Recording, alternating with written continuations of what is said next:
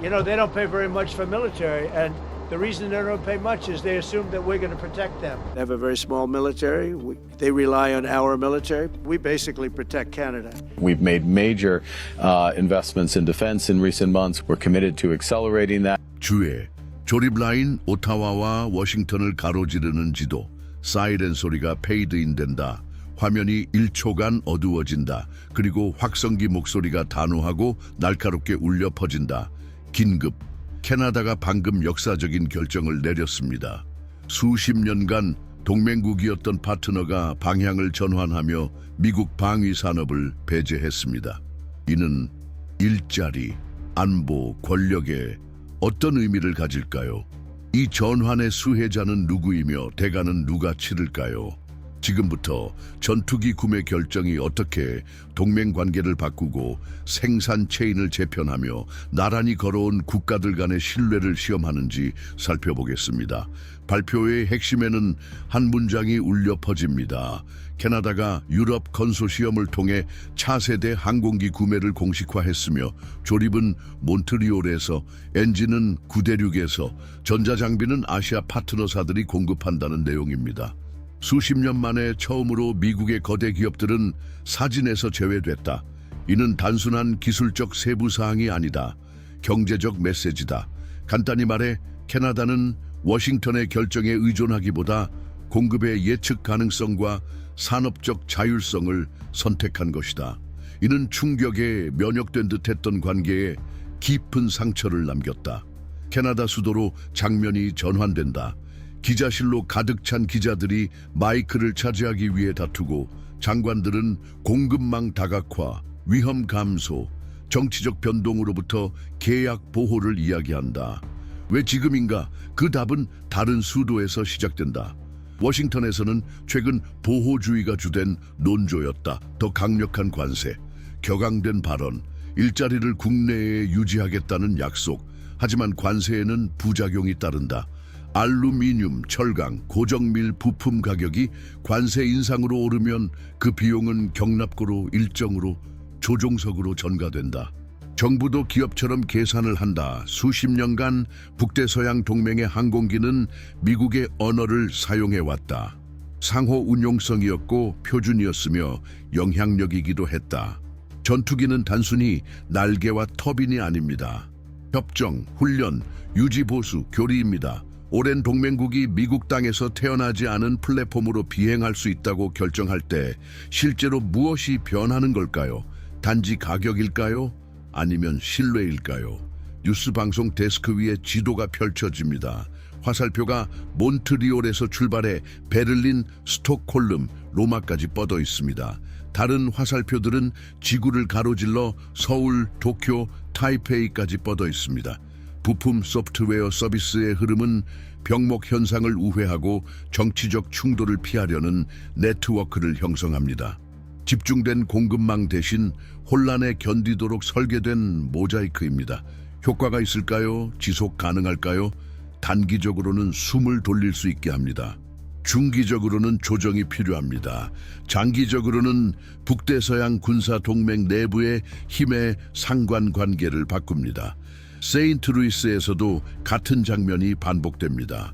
국제 계약으로 유지되는 주문에 의존하는 공급업체들은 향후 몇 년간 예정된 주문이 어떻게 될지 파악하려 애씁니다. 시애틀에서는 엔지니어들이 디지털 설계도를 조정하고 납품 일정을 재조정하며 단위당 비용을 재계산합니다. 주문된 물량은 더 이상 보장되지 않으며 확실해 보였던 것들이 이제는 의문으로 남습니다. 경제 용어로 이는 항공기당 비용 증가를 의미합니다. 일반인의 용어로 이는 공공 예산, 산업 세금에 의존하는 지방자치단체, 교대 근무와 초과 근무에 의존하는 가정에 대한 압박을 의미합니다. 얼마나 많은 일자리가 위험에 처해 있나요? 분석가들은 캐나다의 움직임이 다른 동맹국들의 유사한 결정으로 이어질 경우 수만 개에 달할 것이라고 말한다. 그러나 문제는 양만이 아니다. 질이다. 생산 라인이 둔화될 때 잃게 되는 것은 인적 자본이다. 특정 합금을 다루는 기술자, 미세 조정의 비결을 아는 엔지니어, 수년간 기계가 아직 구분하지 못하는 소리를 듣는 법을 터득한 작업자. 이 기반을 재건하는 것이 가능할까? 가능하다. 저렴할까? 아니다. 캐나다는 조약을 찍거나 동맹을 깨거나 집단 방위 약속을 저버리는 것이 아니다. 전략적 계약에는 관세 충격이나 정치적 잡음으로 인해 유지보수가 불확실해지고 교체 작업이 분쟁으로 번지는 일이 없는 안정적인 환경이 필요하다는 신호를 보내는 것이다. 반대편에서는 미 국방부가 당혹감과 좌절감 사이에서 반응하고 있다. 본지 취재진이 접한 소식통에 따르면 캐나다의 주문이 수년간 핵심 항공우주 프로그램의 생산 속도를 유지할 것이라는 기대가 있었다. 의문이 제기된다. 관세 분쟁으로 동맹국을 멀어지게 할 위험에 대한 내부 경고가 무시된 것인가? 어떤 대가를 치르더라도 보호한다는 정책이 보호하는 것보다 더 많은 대가를 치르게 된 것인가? 약이 독이 되는 순간은 언제인가? 일반 시민의 이야기로 넘어가 보자. 미주리주에서 기계공들에게 커피를 서빙하는 웨이트리스는 연체된 청구서에 대해 낮은 목소리로 이야기한다. 텍사스주에서는 한 학교 교장이 세수 감소가 학생 통학 및 실험실 유지 보수에 미칠 영향을 설명한다. 미시간에서는 철물점 주인이 특수 부품 주문 감소분을 계산한다. 이건 스프레드 시트의 숫자가 아니다. 삶의 궤적이다. 거시경제는 월말 청구서에 실려 있다. 나레이션은 속도를 내며 한 가지 요점으로 이끈다. 평판. 수십 년간 미국산이라는 브랜드는 기술적 우위, 시스템 통합, 대규모 공급 능력과 연결되어 왔다. 이 브랜드는 여전히 강력합니다. 하지만 신뢰는 엔진 출력이나 레이더 탐지 범위만큼 중요합니다. 가까운 동맹국이 다른 길을 시험해 보기로 결정할 때 그들은 단순히 가격만을 고려하는 것이 아닙니다. 안정성을 평가하고 있는 것입니다. 앞으로 어떤 일이 벌어질까요? 첫째, 유럽 제조업체들의 강화입니다. 연구 재투자 및 현대화를 통해 미국 경쟁사들과의 기술 격차를 줄일 것입니다. 둘째, 아시아 국가들의 정치적 의존도를 낮추고 협상 여지를 넓히는 대안에 대한 관심 증가입니다. 셋째, 전략적 금속, 임무용 전자제품, 복합재 공급망의 재편으로 미국 영향권 밖의 광산, 재련소, 연구소가 가격과 납기 일정에서 점유율을 높일 것입니다. 누가 대가를 치를까요? 첫 번째로 주문이 취소된 공장이 세수 감소로 타격을 입은 지방자치단체가 근무 시간이 줄어든 근로자가 대가를 치릅니다. 두 번째로 납세자가 대가를 치릅니다. 규모 축소, 항공기 가격 상승, 예산 압박 증가. 세 번째로 전략적 리더십이 대가를 치릅니다. 상호 운용성 저하, 협상 장기화, 영향력 약화. 그렇다면 캐나다는 무엇을 얻는가? 유연성을 얻는다. 단일 파트너의 정치적 변동에 덜 취약한 공급망을 확보한다. 또한 국내 조립 및 시험을 통한 현지 콘텐츠를 지지하는 내부 지지를 얻어 일자리와 지식을 창출한다. 산업계의 시계는 독자적인 리듬으로 움직인다. 군용기 프로그램은 임기가 아닌 수십 년 단위로 측정된다. 따라서 오늘의 선택은 내일의 운명을 좌우한다. 캐나다의 단독 조치로 시작된 일이 이미 항공기 계약을 훨씬 뛰어넘는 변화를 촉발하고 있다. 우리는 세계 방위 체계의 구조를 바꿀 수 있는 전환점에 서 있다. 이는 결과가 지역적 차원을 넘어 글로벌 차원으로 확대되는 새로운 장의 시작이며 각국이 주에 깊게 관찰하며 자신들의 다음 행보를 계산하는 시점이다. 유럽에서는 캐나다의 결정이 산업적 정치적 승리로 울려 퍼지고 있습니다. 수십 년간 미국 우위의 그림자 속에서 살아온 제조사들은 이제 열린 통로를 보게 되었습니다. 브뤼셀에서는 외교관들이 북대서양 동맹 내 새로운 권력 균형을 이야기합니다. 예전에는 당연시되던 것이 이제는 다자간 협상으로 바뀌었습니다. 상호 운용성이라는 논리가 도전받기 시작하면서 의문이 제기된다. 집단 안보는 어느 정도까지 단일 산업에 의존해야 하는가? 유럽인들에게 그 답은 점점 더 명확해 보인다. 선택지가 많을수록 자율성은 커진다. 그리고 이 자율성은 실질적으로 군사적 정치적 결정에서 더 큰 발언권을 의미한다. 아시아를 바라보면 긴장이 고조된다. 일본의 역사적 동맹국인 한국과 일본은 캐나다의 변화 하나하나를 주시하고 있다. 수십 년간 그들의 군비 체계는 미국 항공기를 중심으로 구축되었으며 이는 단순히 공군력을 보장할 뿐 아니라 깨지지 않는 전략적 유대를 의미하는 계약이었다. 이제 캐나다의 전환을 앞두고 도쿄의 군사 전문가들은 얼마 전까지만 해도 상상하기 어려웠던 대안들, 유럽 컨소시엄, 공동 프로그램 기술 다각화를 논의하고 있다. 이는 단순한 추측일까? 아니면 미국의 예측 가능성에 대한 신뢰가 훼손되고 있다는 신호일까? 이 의문은 지정학적 함의를 짙게 담은 그림자처럼 드리워져 있다. 이 분쟁의 핵심에는 한 가지 요소가 중심에 있다. 전략적 원자재. 티타늄, 알루미늄, 특수합금, 히토류 원소는 단순한 원자재에서 벗어나 산업 재편의 표적이 된다. 캐나다가 유럽 및 아시아 공급업체를 선택함으로써 수요 흐름 전체가 재편된다. 스칸디나비아의 광산, 호주의 재련소, 한국의 전자제품 공장이 계약과 투자, 장기 전망을 확보한다. 이는 실제로 무엇을 의미하는가? 경제적 힘이 단순히 인도된 항공기로만 측정되는 것이 아니라 수천 킬로미터 떨어진 곳에서 창출된 일자리로도 측정되며 새로운 기술적 상업적 영향력의 중심지를 형성한다는 것이다. 미국은 항상 민주주의의 무기고로 소개되어 왔으며 이 표현은 제2차 세계대전, 냉전 21세기 초반을 관통했다. 세대를 걸쳐 구축된 이 이미지는 방위 경제뿐만 아니라 국제사회의 확고한 리더십 인식도 지탱해왔다. 그러나 캐나다의 행보는 이 신화를 꿰뚫는다. 처음으로 가까운 동맹국이 동맹을 깨지 않고도 거리를 둘 수 있으며 조약을 포기하지 않고도 다각화할 수 있음을 보여준다. 정체성의 충격이다.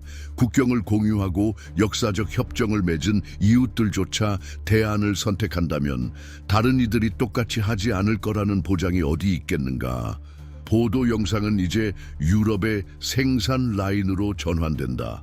기술자들은 디지털 패널을 조작하고 엔지니어들은 시뮬레이션 부스에서 논의하며 경영진들은 수십 년에 걸친 주문을 의미하는 계약을 체결한다. 분위기는 열광적이면서도 전략적 기회로 가득하다.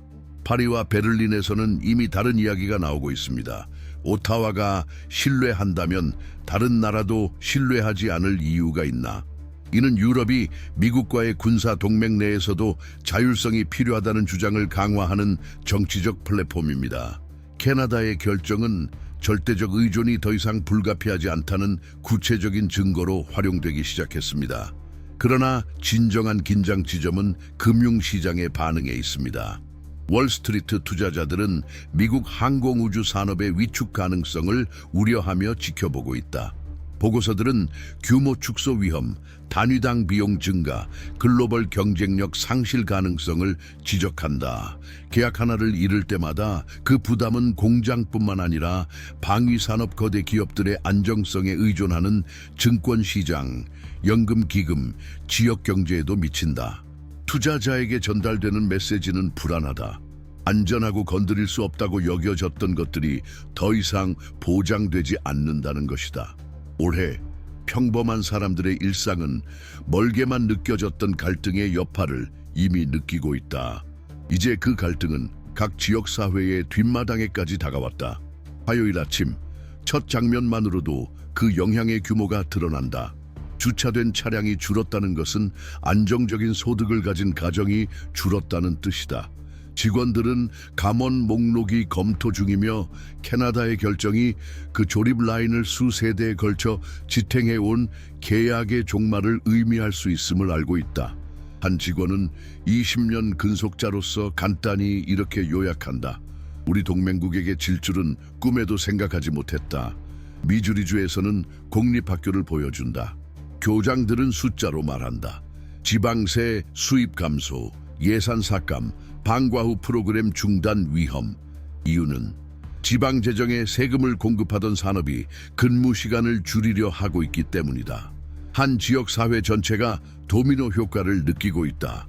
음악이나 스포츠를 연습하던 아이들은 이제 자리를 잃을 수도 있다. 오타와와 워싱턴 사이의 사무실에서 내려진 먼 결정처럼 보였던 것이 갑자기 교실 문 앞에 다가온 것이다. 미시간에서는 한 가족이 부엌 식탁에 모여 앉아 있다. 항공기 부품 공급업체의 하청 노동자인 아버지는 주문을 보장하던 계약이 취소되었다고 말한다. 클리닉 간호사인 어머니는 생계비를 감당하려 애쓴다. 10대 아들은 등록금을 낼 수 있을지 확신이 서지 않아 대학을 포기할 생각이라고 말한다. 통계가 실제 이야기로 변하는 생생한 모습이다. 잃어버린 계약은 보고서 속 숫자 그 이상이다. 집을 사지 못하게 되고 계획이 미뤄지며 시작도 하기 전에 무너지는 미래다.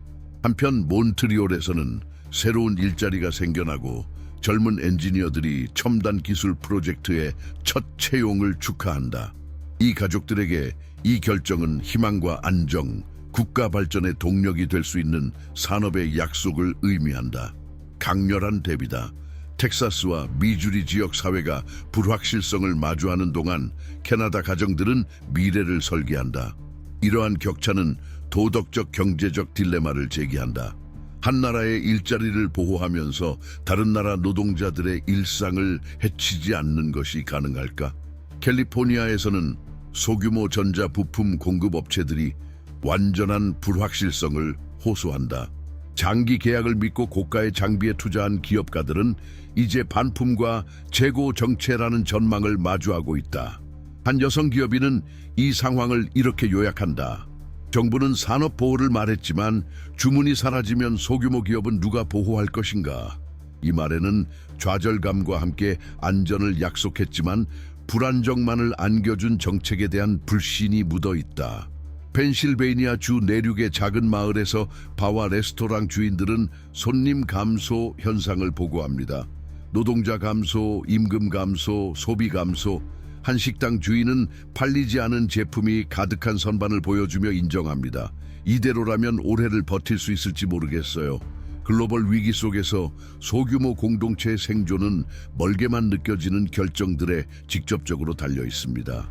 이들은 공급망에서 가장 취약한 고리이지만 동시에 가장 먼저 충격을 받는 존재다. 동시에 주민들에게는 감정적인 부담도 가중되고 있다. 수십 년간 미국인들은 자국이 가까운 동맹국들에게 첨단 무기를 공급하는 당연한 존재라는 생각에 익숙해져 왔다. 이러한 집단적 자부심은 음악, 영화, 역사 수업에까지 반영되어 왔다. 이제 이웃이자 오랜 동맹국이 다른 길을 선택하는 모습을 보며 당혹감과 불안감이 교차한다. 일반인들은 캐나다마저 다각화를 선택한다면 누가 또 같은 결정을 내릴 수 있을까? 라고 자문한다.